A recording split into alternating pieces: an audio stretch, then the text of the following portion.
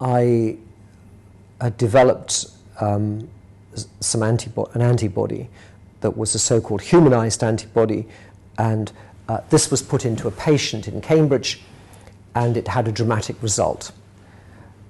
A large mass of tumour was blown away in this patient.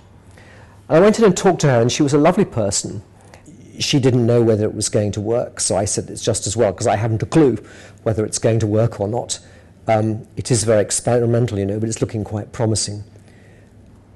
He said, well, dear, it only has to buy me a couple of months. I said, why is that? And she said, well, because my husband is dying, and I want to be with him when he dies. I was quite choked, you know, by this comment. And I thought, this is... It had the effect of making me think, this woman could do nothing about her disease. And here I was as a scientist, and I could do something to make a difference to these people. People are very grateful for the things we've done, so you see the success stories, which is, it's always very encouraging, because these are very hard, it's very hard work. And then when you see these people benefiting, you know, I feel very happy.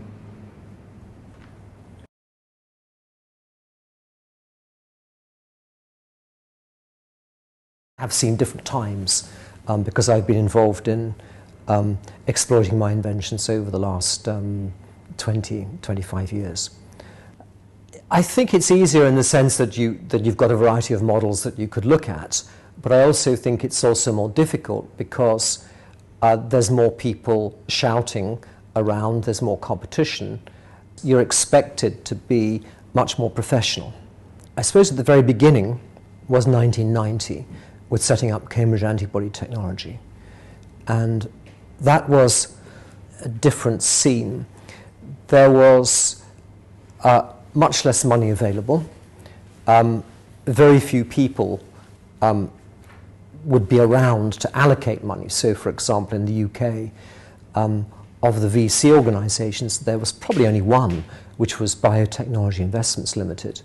At the same time, there was a lot less experience of other scientists doing this kind of thing.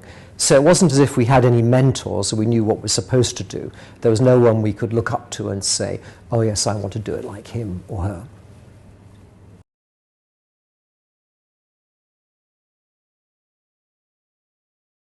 Well, if you're expecting someone to invest in you, then I suppose what assets do they have? They have you as an individual, and so you've got whatever the contract is that binds you into the company or enterprise, and they've got an idea for making a product or a technology which is written down, and on which they need to spend, or they may have spent, a considerable amount of money in developing that to make it useful. So it's very important that if people are going to invest in that they need to make sure it's protected. And therefore, it is important to articulate your ideas very clearly and then to put them in a legally compelling form, as you would do in a patent.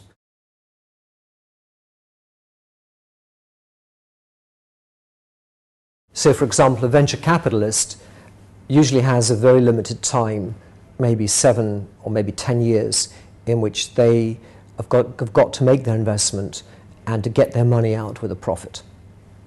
So they're looking for crystallizing an exit all the time. They're looking at the fastest way of crystallizing their exit and getting out. They don't really want to have a very long-term investment.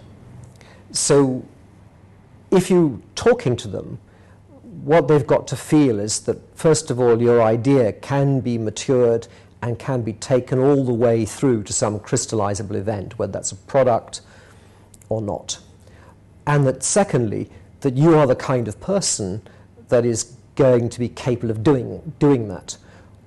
So they've got to feel that you're businesslike, that you will be able, for example, in the end, in combination with other people, to present as part of a team if you want to sell the company.